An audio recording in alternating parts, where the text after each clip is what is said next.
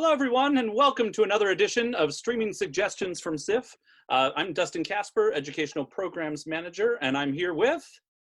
I'm Stan Shields, the Festival Programming Manager. And we have ultimately 6 feature film suggestions and 4 short film suggestions we're going to kick your way, all of which were created here in Washington State, some of our favorite local films. Stan, you want to kick us off? What's one of your favorites? Sure. My first selection is going to be about a local musician. Over the years, we've shown a lot of great docs on the influential musician and activist Kathleen Hanna, who came into prominence in the Olympia, Washington music scene. And there are a couple of great docs that we've shown about her specifically, but today I'm going to recommend Sini Anderson's The Punk Singer, which focuses a bit more on Hanna's overall career, as well as her struggles to overcome a long undiagnosed illness. It's a really great look at an influential local artist, so I think it's something people will really like. Yeah, I remember people talking about it at the festival. It was one of the more popular screenings that year. My doc pick is A Lot Like You by Eliaichi Kimaro. This was a film that we world premiered at the festival almost 10 years ago now, and is the story of the director's experience as a multiracial woman. She's Tanzanian as well as South Korean, and when her father retires to Tanzania, she takes the opportunity to travel back with him, and in documenting her father's culture, she uncovers some aspects of the Chaga culture, particularly related to women, that mirror her own life. And it is an extraordinary portrait, one of those films that I've taken out to schools many times in years since. And Eli Kimaro is an incredible speaker. She's done a TED Talk, which you can find online as well. And she had started out as a visual artist originally, and she kind of moved into the film medium, so she brought a lot of knowledge of that with her, right? Was not a filmmaker, initially just decided to go and film and became this project. If you look her up, the visual arts world is where she does some of her most incredible work nowadays. But shifting over into narrative features, I want to highlight Lane 1974, which was presented at the festival a couple of years ago now, directed by S.J. Chiro. Extraordinary, largely female cast, finds a 13-ish-year-old girl who is in a fairly transient lifestyle with her very hippie mother in Northern California, and finds this journey of self-discovery, coming-of-age story as she shifts away from her mother's very, very hippie and surprisingly stressful space into a more real-world context over the course of the film. I thought that SJ had really imbued the whole thing with an amazing sense of time and place, and also it has a really great central performance by Sophia Mitri-Schloss, who plays Lane, yes, who's a young actress who I definitely hope we will see a lot more from in the future.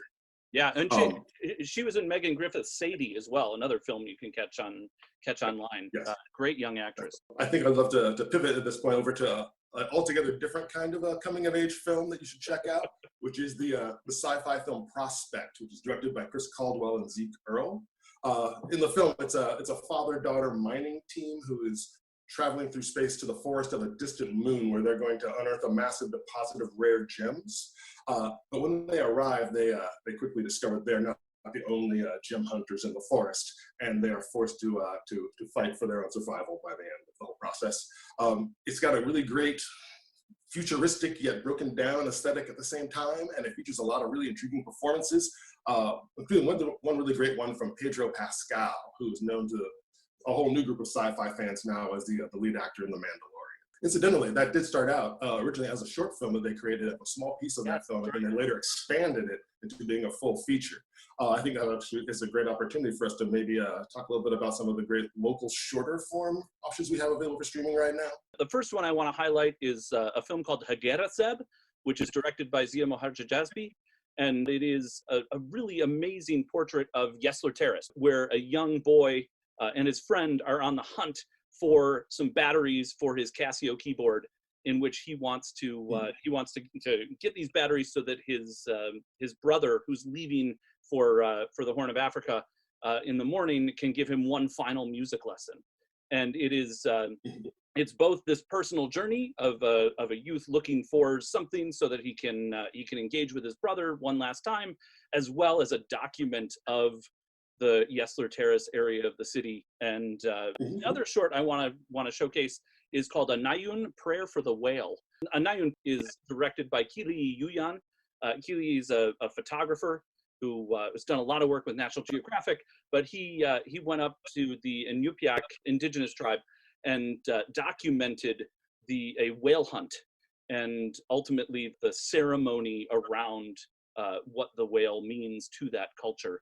It's a beautiful, about 9-minute short documentary. I really found it kind of captivating, kind of the rhythmic sense, the meditative sense that it brought to the whole experience. I really enjoyed that a lot. A different kind of rhythmic meditation would be one of my first choices, which is a short piece it's called Breathe, Just Breathe, directed by Cheryl Edis and Carrie Robinson. And it's a very short dance piece that's all set in the Georgetown steam plant.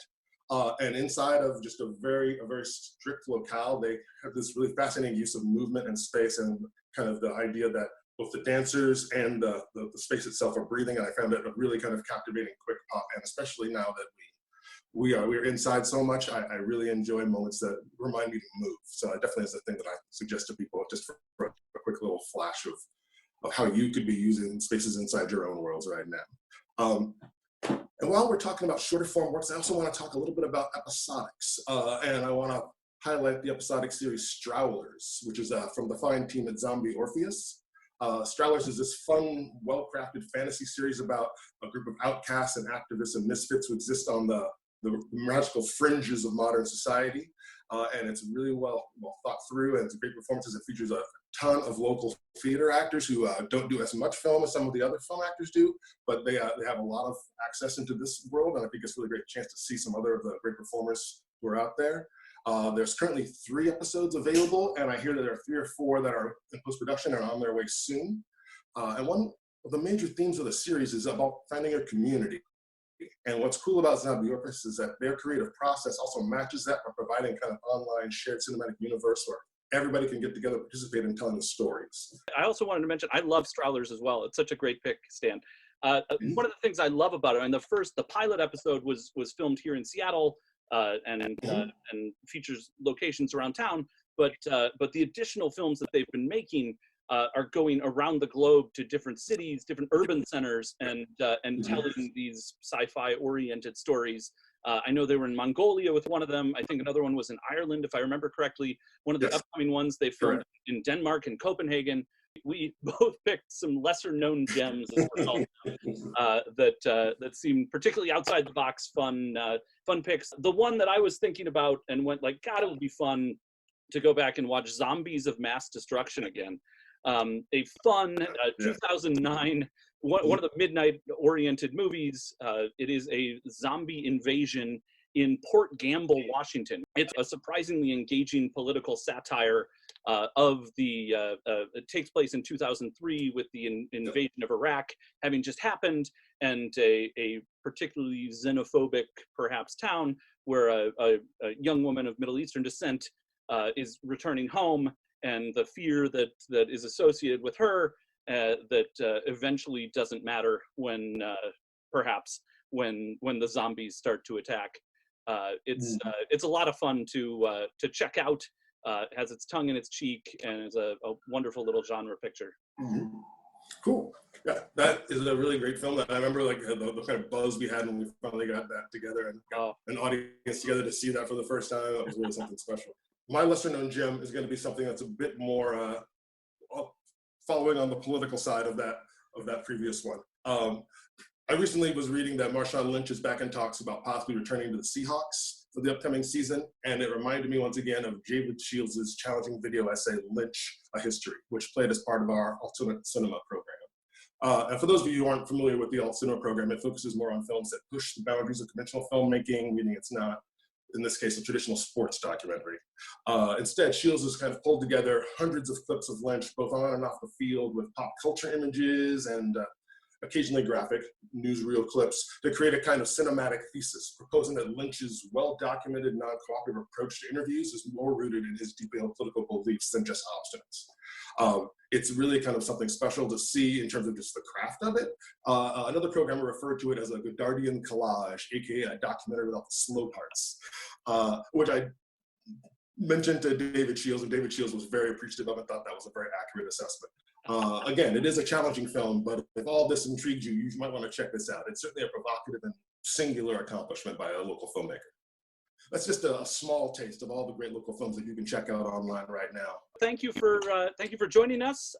Turn down the lights, turn on these 10 films, 6 features, 4 shorts, and enjoy this week or next. Stay safe until we see you again.